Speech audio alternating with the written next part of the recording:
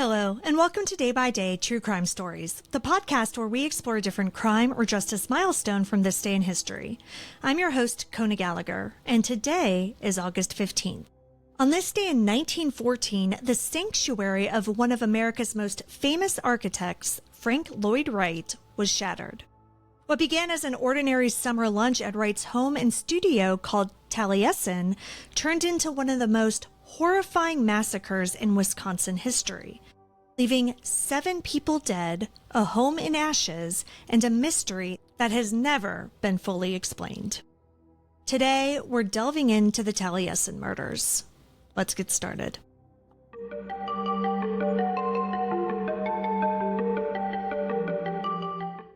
August 15th, 1914 was a warm summer Saturday at Taliesin.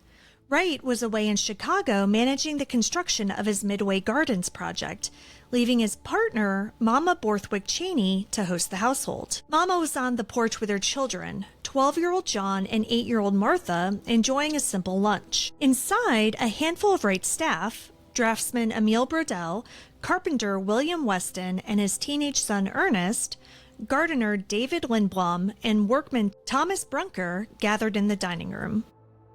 Serving them was Julian Carleton, a relatively new hire. He was a West Indian servant and handyman. By all appearances, it was just another midday meal at Taliesin. But Carleton, as it turns out, had other plans. He asked William Weston to help him carry gasoline into the house, claiming that it was for cleaning. Moments later, Carleton struck his first blows with a hatchet, attacking Mama and her children. Then, he doused parts of the house with gasoline, locked the dining room doors, and set the place on fire. Inside, the trapped workers tried to escape through windows, only to be met by Carleton again, hatchet in hand. Within minutes, Taliesin's peaceful afternoon was replaced by screams and the roar of flames. The first cries for help came from 19-year-old draftsman Herbert Fritz. He managed to leap through a window, his clothes on fire. Rolling in the grass to put out the flames, he sprinted toward the road for help. Others weren't so lucky. Emil Brodell and David Lindblom collapsed just outside the burning building, mortally wounded. William Weston, bleeding heavily from head wounds, managed to get his son Ernest out before collapsing himself. Neighbors, seeing the smoke, rushed toward Taliesin. Survivors quickly named the attacker, Julian Carleton. Witnesses recalled seeing him in a white apron moving quickly between rooms, attacking anyone who escaped the fire. Sheriff John Williams organized a manhunt, and hours later, deputies found Carleton hiding in Taliesin's basement furnace. He clutched a paring knife and had swallowed hydrochloric acid in an apparent suicide attempt. He was taken into custody, his throat and stomach badly burned. 7 people were dead. Mama, her 2 children, Emil Brodell, David Lindblom, Thomas Brunker, and 13-year-old Ernest Weston. The residential wing of Taliesin was gone. It was gutted by the fire. In the days after, the question on everyone's mind was, why?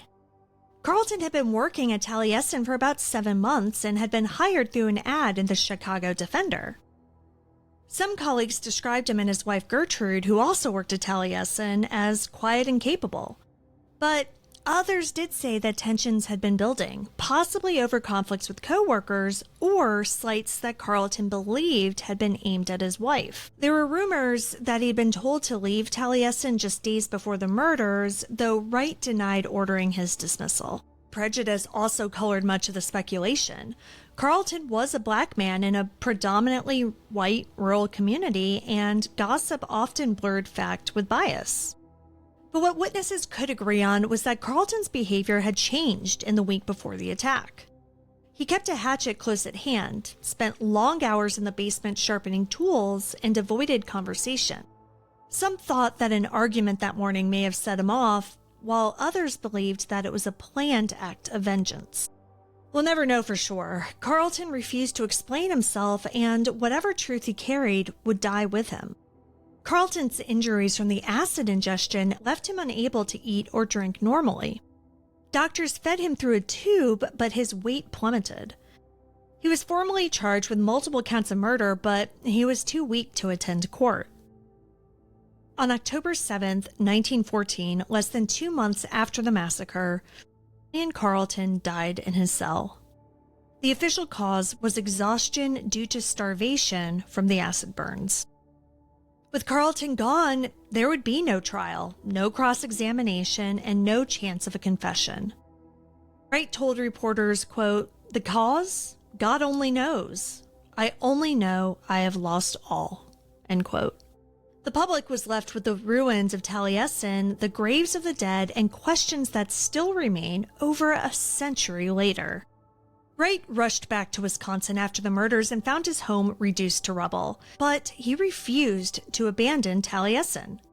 Within weeks, he announced his intention to rebuild it on the same site, writing, quote, "Taliesin must rise again.